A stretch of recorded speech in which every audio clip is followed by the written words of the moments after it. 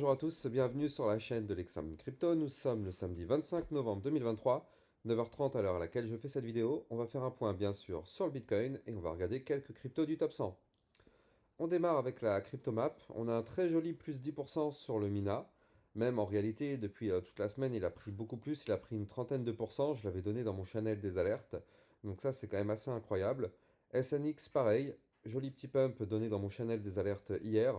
Si vous êtes intéressé par ce channel, n'hésitez pas d'aller regarder en description de vidéo. Bref, on a un petit Bitcoin qui pousse de moins de 1%, mais c'est pas grave. Ça suffit à tout le marché de se retrouver dans le vert. Donc on va regarder en détail qu'est-ce qui se passe concrètement.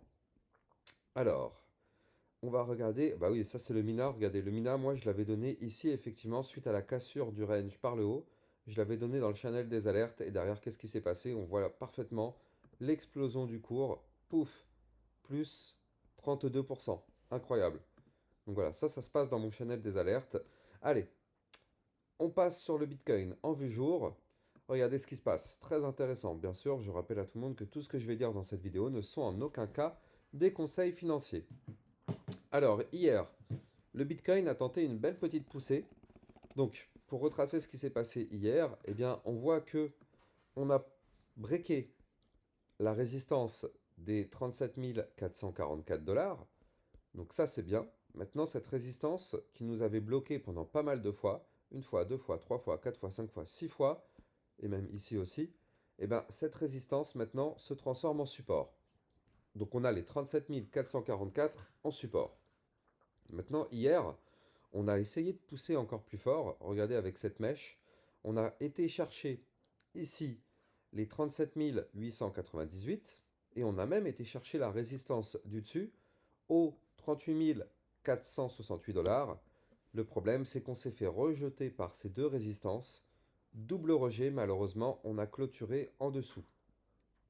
On a clôturé en dessous des 37 998. Donc au final, ça c'est notre nouvelle résistance qu'on va devoir breaker. Alors, là c'est le week-end. Donc du coup, en général, le week-end, il n'y a pas de volume, il n'y a pas de force acheteuse, il n'y a rien. Donc je ne m'attends pas du tout à une cassure de cette résistance au cours du week-end, ou à la rigueur peut-être dimanche soir, parce qu'en général, les marchés commencent à se réveiller un petit peu le dimanche soir.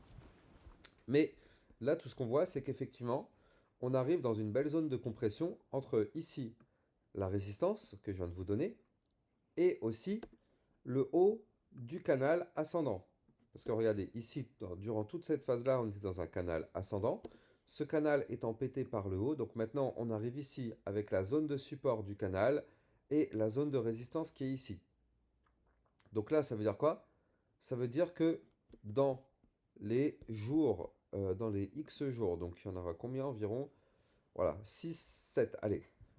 La semaine prochaine, sans trop mouiller, la semaine prochaine, nous allons assister soit à la cassure de la résistance des 37 898, soit, et donc dans ce cas-là, effectivement, là, on aura un très joli signal pour aller chercher des points plus hauts, soit, malheureusement, on va réintégrer l'ancien canal, et si on réintègre l'ancien canal, on aura la même chose qu'on avait fait ici, c'est-à-dire qu'on ira chercher le bas du canal. Donc si on réintègre, on va faire ça, pouf, on va chercher le bas du canal, zone de support, soit on rebondit dessus, et dans ce cas-là, on repart, soit on va chercher le bas du canal, boum, ça tient pas, et on continue de chuter. Ça, ce sera dans les 7 prochains jours. On verra bien. En tout cas, le haut du canal étant une zone de support, donc pour l'instant, c'est pas dit qu'on arrive à le breaker. Surtout que maintenant, on a les fameux 37 444 dollars en support. Donc, est-ce qu'on va réintégrer et breaker? Ça, c'est une autre question. On verra bien. On verra bien de toute façon la semaine prochaine. En tout cas, n'oublions quand même pas que en vue mois, on a toujours cette target qui nous attend aux 44 400 dollars. Parce que là, ici, on avait une gigantesque tasse avec une anse. On n'a toujours pas été chercher la target. La target pour les nouveaux arrivants, je vais vous la redonner. Parce que moi, ça fait un bout de temps que je vous l'avais dit. Mais les nouveaux ne sont pas forcément au courant. La target se trouve aux 44 400 dollars. Donc on n'y est pas encore. Il nous reste encore 4 000 dollars de pump environ. Donc, est-ce qu'on les fera? Bah ça, j'en sais strictement rien et vous non plus, personne ne peut le savoir. Mais en tout cas, eh bien, il y a quand même cette target théorique qui devrait potentiellement être atteinte si on continue effectivement cette phase haussière. Allez, mettons-nous maintenant en vue 4 heures. En vue 4 heures, qu'est-ce qui s'est passé concrètement? Donc là, vous le voyez, le Bitcoin avait formé une latéralisation. Puis, donc cette latéralisation, c'est-à-dire le range, ce range avait été breaké par le haut. Donc, cassure du range par le haut, signal d'achat, ça pump. Et là, qu'est-ce qui s'est passé derrière? Eh bien, effectivement, hein, à partir du moment où on avait breaké ici, donc le haut du range à 37 549, on a eu le pump. Et surtout, moi, ce que je vois, et c'est ça qui me plaît, c'est qu'on a formé un point haut plus haut que les précédents. Donc là, ça confirme le fait que nous sommes bel et bien toujours dans une tendance haussière. On forme des points bas plus hauts les uns que les autres et on forme des points hauts plus hauts les uns que les autres. Typique d'une configuration haussière. Donc là, ça c'est parfait. Maintenant, moi ce que je vois, et ça aussi c'est très très bien, c'est que bon, d'accord, on a breaké ce range par le haut. Pour l'instant, nous n'avons pas encore fait le pullback, c'est-à-dire le retest du niveau qui a été breaké. Donc le niveau qui a été breaké, c'était ici. Pour l'instant, on n'est pas encore revenu le tester. Donc je m'attends quand même à une mèche qui revienne tester ce haut du range. Mais moi, ce que je veux voir surtout, c'est une consolidation ici, juste en dessous de la résistance. Parce que si on consolide en dessous de la résistance, ça veut dire qu'on va la péter. Ou du moins, ça veut dire qu'on augmente fortement les probabilités qu'on va la péter. Parce que plus on la teste, cette résistance, plus on la fragilise. Exactement comme ce qui s'était passé ici, avec la résistance des 37 444. Là, vous le voyez, durant toute cette phase-là, et c'est pour ça qu'hier, je vous avais dit qu'il y avait potentiellement un pump qui allait arriver, et bien, durant toute cette phase-là, on avait testé la résistance, donc on l'a fragilisée, on l'a martelée, et elle a fini par péter ici. Pouf. Et donc là, moi, c'est ça que je veux voir. Je veux effectivement qu'on reste juste en dessous de la résistance.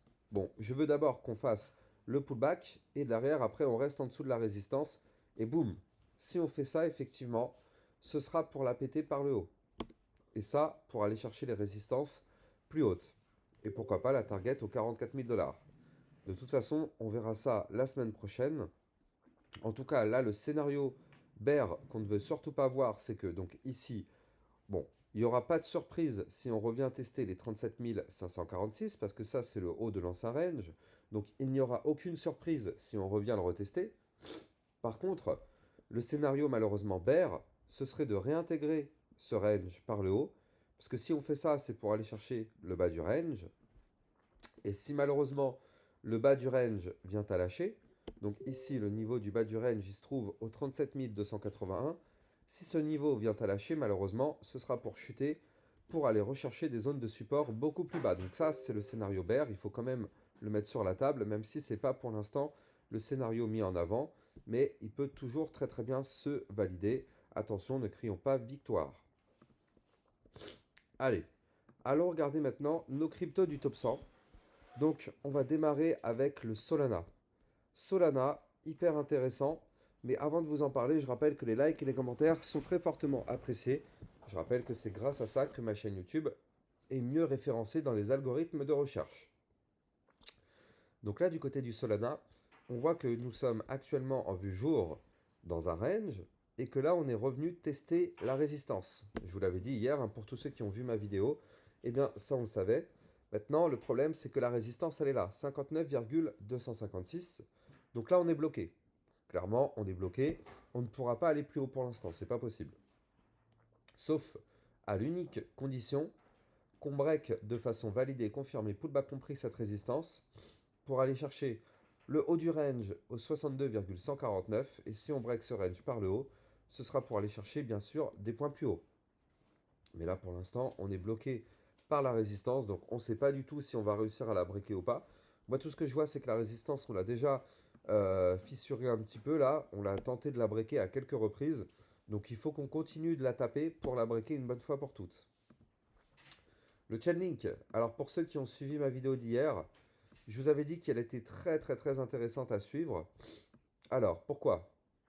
Parce que là, ça y est, hein, on avait formé ici une phase de latéralisation et je vous avais dit qu'on était sur le haut du range. Donc potentiellement, on augmentait fortement les probabilités de le breaker. C'est ce qui s'est passé. Regardez, cassure du range par le haut, pump, pullback, on revient tester le range qu'on a breaké. Ça tient, on part. Donc là, du côté du Chainlink, eh bien là, on part. On va être bloqué ici par une première résistance au 14,921 avant d'aller chercher la résistance des 15,277. Donc ça, c'est très intéressant ce qui se passe. Parce que là, à partir du moment où ici, on avait breaké la ligne de tendance baissière par le haut, eh bien, c'était pour repartir en tendance haussière. Et donc là, ça se confirme. En plus de ça, aujourd'hui, on est en train de regagner la résistance des 14,541 qui est une grosse résistance. Donc il faudrait impérativement qu'on clôture la journée au-dessus de cette résistance. Le Shiba. Shiba qui se fait rejeter par la moyenne mobile 200 périodes ici au 0,008364. Malheureusement, c'est une grosse zone de résistance. Le Shiba est en perte de force quand même depuis quelques temps, on va pas se mentir. Donc là, du coup, on va voir si on arrive à regagner cette résistance. Eh bien, ce sera pour augmenter les probabilités d'aller chercher la suivante au 0,008845. Si maintenant le Shiba n'arrive même pas à repasser cette résistance, ce sera pour revenir chercher les 0,008037, voire même des points plus bas. Attention, quand même, le Shiba est en perte de force, donc voilà, soyons méfiants sur ce token. Du côté du Polygon Matic. Polygon Matic, c'est plutôt pas mal. On a démarré une phase de latéralisation. Donc, je vais vous donner ce range avec mon petit rectangle. Il est où? Je l'avais dessiné tout à l'heure, mais j'ai pas dû le sauvegarder, mais c'est pas grave. On le refait ici, voilà, parfait. Hop, voilà, nickel. Donc là, du côté du Polygon Matic, en vue 4 heures, nous sommes rentrés dans une phase de latéralisation. En plus de ça, on a des bandes de Bollinger qui se sont fortement compressées ici, vous le voyez. Donc là, clairement, je ne sais pas de quel côté sera pété ce range, mais que ce soit par le bas ou par le haut, peu importe, on aura un gros mouvement qui va arriver. Donc on espère bien sûr que ce sera une cassure par le haut en vue 4 heures, avec une cassure validée, confirmée, pullback compris des 0,7956, pour effectivement avoir un pump. D'ailleurs, je vais mettre une petite alerte. Ça, c'est ce qu'on aimerait voir. Maintenant, malheureusement, on est dans un range. Donc, le haut du range étant une résistance, si jamais on n'arrive pas à breaker le haut du range, comme ce qui s'était passé ici, on va chercher le bas du range.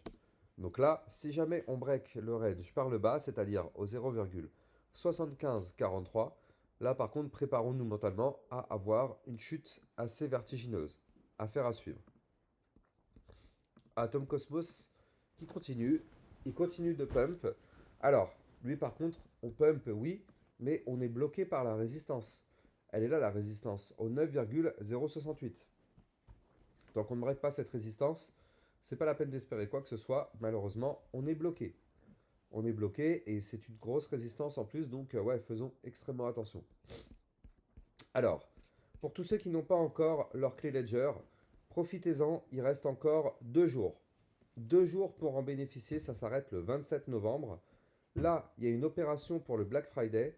Pour tous ceux qui vont acheter une Nano X, ils vont recevoir 30 dollars en carte cadeau Bitcoin, en chèque cadeau Bitcoin. En gros, c'est 30 dollars qui seront crédités sur votre Ledger. Pour tous ceux qui prennent une Nano S, vous allez recevoir 20 dollars en Bitcoin sur sur votre Ledger. Et pour tous ceux qui prennent un pack Nano Duo, vous allez recevoir 50 dollars en Bitcoin, plus jusqu'à 10 dollars si vous utilisez mon lien de parrainage. Donc ça, c'est vraiment très intéressant cette offre. N'hésitez pas, si vous êtes intéressé, vous allez trouver le lien en description de vidéo ou bien sur mon Twitter directement.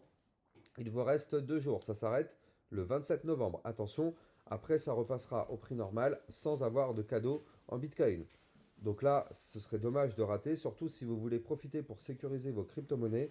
Bah, c'est le moment, hein. C'est pas tout le temps qu'on a des offres comme ça. Il y avait déjà eu des offres, mais bon, c'était moins intéressant que ça. Là, pour le coup, jusqu'à 50 dollars en Bitcoin, quand même, ça fait beaucoup. Donc, ouais, profitons-en si vous n'avez pas encore votre clé Ledger pour pouvoir sécuriser vos crypto-monnaies. Je rappelle que c'est une clé physique, ce qui vous demandera une action manuelle. Donc, on ne peut pas vous pirater vos crypto-monnaies. Il n'y a que vous qui pouvez sortir ou faire une transaction. Donc, C'est ça qui est parfait avec ce type de wallet. Bref, continuons. On va passer maintenant sur l'Ethereum. D'ailleurs, n'oubliez pas de me mettre en commentaire si vous voulez que je vous analyse telle ou telle crypto-monnaie. Dites-le moi en commentaire, c'est très important parce que moi je me base sur ce que vous dites pour vous faire mes prochaines vidéos. Donc n'hésitez pas, si vous voulez que je vous analyse une crypto, eh bien dites-moi en commentaire et celle qui aura été le plus demandée, eh bien je vous la ferai bien évidemment. Ethereum hier qui a quand même pas mal pump, il a failli aller chercher le niveau clé à breaker. Je rappelle que le niveau clé se trouve à 2154 dollars. C'est le niveau clé qu'il faudra breaker. Pour l'instant, hier, on a fait une touchette, mais on n'a pas du tout réussi, hein. On n'a même pas fait une touchette, on s'est arrêté à 2030. Donc, malheureusement, enfin 2130, pardon. Donc, on n'a pas réussi. Mais en tout cas, ça, c'est le niveau clé 2154 avant effectivement un gros mouvement du côté de l'Ethereum potentiellement. On n'en est pas loin du tout. Donc là, il faut qu'on continue de pump et qu'on aille breaker de façon validée, confirmée, pullback compris, ces fameux 2154. Et on termine sur le XRP. Le XRP qui a entamé une phase de latéralisation. Donc là, je vais vous donner les niveaux clés à suivre pour ce range. Attention, c'est de la vue 4 heures cette fois-ci. Donc là, ce range, il est ici. Donc, tant qu'on ne break pas d'un ou de l'autre côté de ce range, nous sommes bloqués. Par contre, la cassure validée, confirmée, pullback compris en vue 4 heures des 0,6251 entraînerait un potentiel mouvement haussier. Par contre, la cassure validée, confirmée, pullback compris du bas du range au 0,6192 entraînerait malheureusement cette fois-ci une potentielle chute, même si on a un support juste en dessous au 0,6173 qui pourrait retenir le cours. Mais attention parce que là, si on break cette zone-là, ce sera pour aller chercher peut-être des points plus bas, notamment les 0,74. Donc attention à ça, on veut vraiment une cassure par le haut. Voilà. Donc quant à moi, j'ai plus qu'à vous souhaiter une excellente journée. N'oubliez pas d'aller rejoindre le channel des alertes dans lequel je vous diffuse des alertes concernant le Bitcoin et les altcoins. Si vous êtes intéressé par ce type d'alerte tout au long de la journée, n'hésitez pas, vous allez trouver le lien en description de mes vidéos. Je vous souhaite une excellente journée. Ciao, ciao.